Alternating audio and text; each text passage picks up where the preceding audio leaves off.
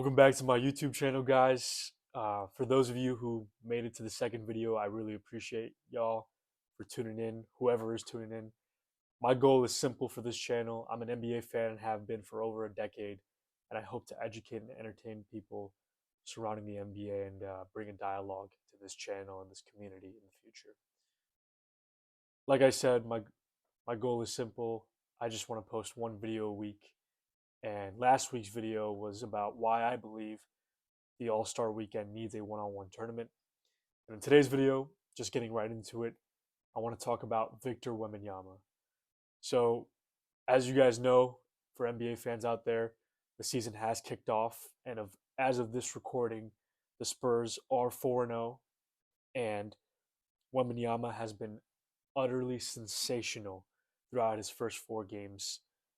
His debut game in particular was what really caught my attention from the difference from this year to what we've seen in years past and what with Wemby, and I'll get a little bit into that. Um, Looking at the box score numbers, Wemby had 40 points, 15 boards, 3 blocks on 14 for 19. Excuse me, 15 for 21 from the field. For those of you that are not great at math, that is a 71% field goal percentage, as well as shooting 50% from 3 on 2 attempts. Wembanyama also got to the line a sizable amount, which is a key difference from what we're seeing early on in this season as compared to seasons prior. Um, what really jumped out to me was not the box score numbers. Yes, the box score is incredible: 40 points, 15 rebounds, 3 blocks. Seemingly, no one wants to go into the paint when Wembanyama is there, and his blocks just don't tell the full story. It's his mere presence alone that changes and deters the entire outcome of what teams are trying to do and forces them to take perhaps more difficult jump shots and off balance shots than they would have if someone like Wembanyama wasn't on the floor. It's not necessarily about that. It's not about the gaudy numbers, but more so what I saw on the floor as compares to years past. So in years past, Wemby, when Wemby was coming into the league, the excitement surrounding Wemby was, wow, this guy is 7'3", and he can do anything that comes to imagination on the court. He can take step back threes. He can dribble like a point guard. He can go in and out, crossover between the legs, Euro step. He can dominate in the paint. He can run rim run. He can be the best lob threat in the league. There was all this talk about what Wembanyama can do, and while that was true, while he had all the tools and the skill sets, it wasn't intentional. There would be moments in years past where yes, Wemby would put up great games and great numbers, but there would be a lot of inconsistency in Wemby's performance because one, he wasn't embracing the contact. Basketball is a contact sport, and in order to get the most efficient looks possible, you have to be willing to embrace and initiate contact as an offensive player. Kyrie Irving, LeBron James, Steph Curry, all the great all-time offensive players, they always use their body in order to create space, get to their spots, and deliver on the skill sets that they have. And while Wemby had all the tools, he simply did not know how to use those tools. And it was also a two-way street. The coaching staff of the Spurs wasn't really sure at the time. Okay, should we have Wemby playing mostly on the perimeter? Should we have him playing in the post? Should we have him mostly setting screens? Should we have him initiate the offense?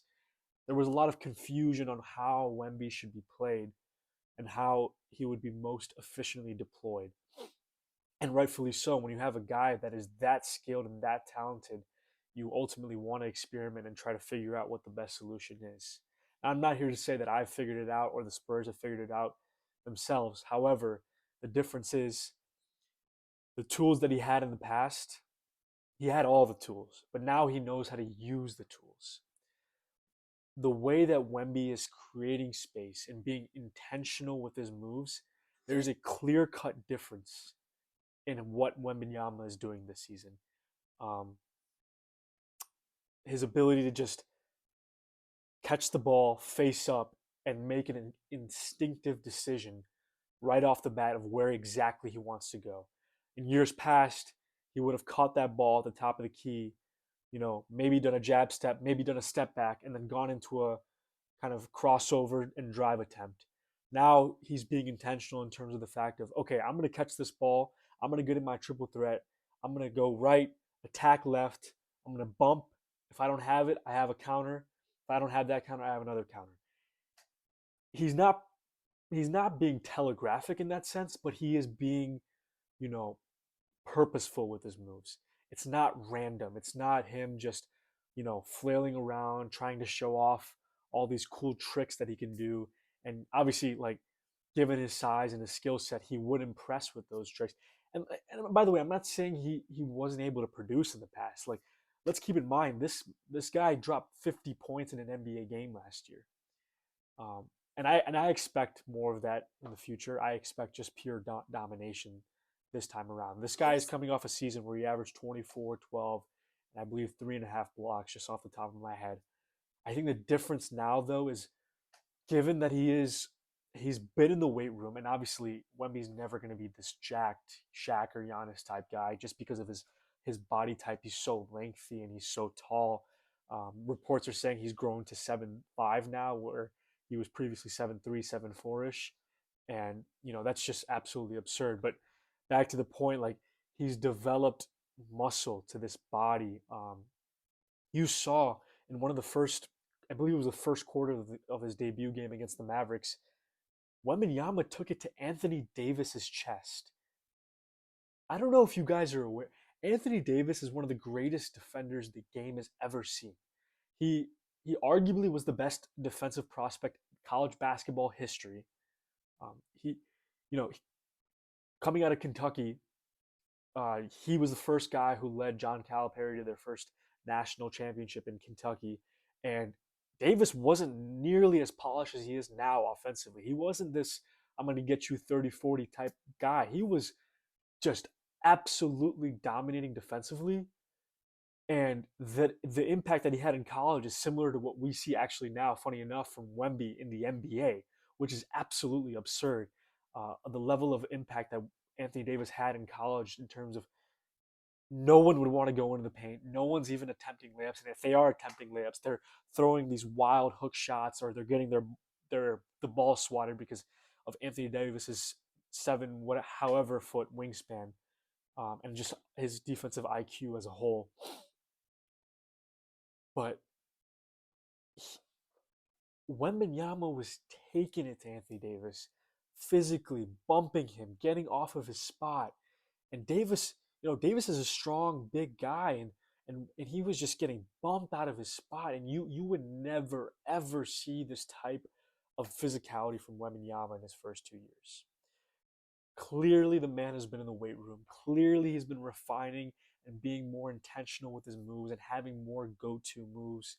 He seemingly likes a little bit of that rip through and then ultimately adjusting the shot and getting to that bank shot on his left side with the right hand. That seems to be something that he's gone to. He's been able to come off curl screens, get the ball in his spots, make a quick move, either spin or attack right, and then finish with a slam. He's hitting fadeaway jumpers like it's nothing, but it's not about, you know, yes, he has all the talent, but it's like he's doing it with a purpose. And that's the difference. That's why I think it is over for the league. If Wembanyama can get to this type of bag and success, the sky is the limit for this man. Um, he already is, in my opinion, the best defensive player in the NBA. There was a specific shot where I think Klay Thompson, I can't recall if he was coming off a curl. Klay loves coming off the pin downs, and then he either curls for a layup or he obviously comes out for a 3-point shot as patting a jumper. But I think on this play he was coming in for a curl. D'Angelo Russell may have gotten the ball. Regardless, he had a full head of steam into the paint, wide open layup, and Wembanyama wasn't even in the vicinity to block the shot. However, just the mere presence of Wemby being somewhat close to Klay forced Klay to look back just so ever so slightly, adjust his layup path, and ultimately miss the layup. You see, those type of plays are never going to be accounted on a box score. But those types of plays are significantly more important than a block shot number. Because more times than not, a player's shot isn't going to be blocked, even if they're driving to the paint. It's about changing the shot, forcing the offensive player to, you know, kick it out and take tougher, less efficient jumpers, and trying to mitigate, the easiest and most efficient shots in basketball, which are layups. I think Wemby is already a top 5 player in the NBA. I want to go as far as to say he's top 3. I will have respect to Giannis, Jokic, and SGA, whatever order you want to put those guys in for now. But Wembanyama is coming. Is this what people felt like when Michael Jordan and LeBron James were in their third seasons?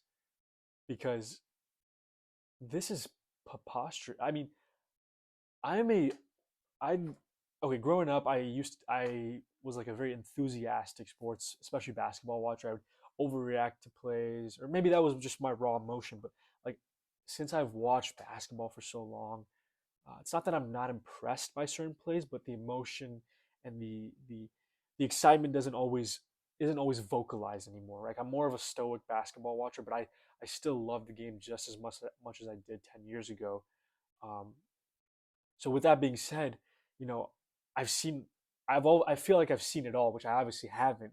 Like, I've seen LeBron, I've seen Curry, I've seen Durant do all these incredible things, Giannis, Jokic. The list goes on and on. And I simply have not felt this way about a player in a long time. Like, peak Curry in 2016, LeBron in 28. That's 6, 7, 8, 9, 10 years ago at this point. Durant in 2014. Like, the feeling I got from Wembanyama is like, oh wow. There have been players that are different, all time great even, but this is just okay. I can see this man is really trying to be the greatest of all time. I get that this video was incredibly random, not well structured at all, not really thought about. I just wanted to kind of get on here and give my initial thoughts on Wembanyama. Please help me. Like, I'm having trouble putting into words. I I seriously, I'm at a loss for words how great this man is. I mean, I was just at awe. He was driving baseline, just a reverse dunk, and he didn't even leave the floor. Up and under, reverse dunk, attacking Anthony Davis, one of the greatest defenders in our generation. Derek Lively is no slouch either. He's one of the best defenders in our league as well. Attacking these two guys and scoring with ease. And even if Anthony Davis stops him on an initial counter, Wemby has a second counter. And even if Davis stops him on that second counter, Wemby has a third counter. And if he stops him on that third counter, Wemby leans into Davis, initiates the contact, Davis bites, Wemby puts it up and one. And when Derek Lively stops Wemby from attacking the paint, you know what Wemby does? He crosses over, he tweens back, and he steps back. Pull up like James Harden as a 7'5" guy. Are you freaking kidding me? This video was incredibly random, but I think it perfectly puts into perspective what Wembanyama is doing to the NBA fans right now. So I just want to put this video out there. I don't give a damn if anyone watches this. This is some of the most amazing shit I've ever seen in my life. Excuse my language. Thank you guys for watching. Please let me know your thoughts on Wembanyama, and please articulate what you guys are feeling about this basketball player right now. Thanks for watching. Please like, share, and subscribe, and stay tuned for the next video.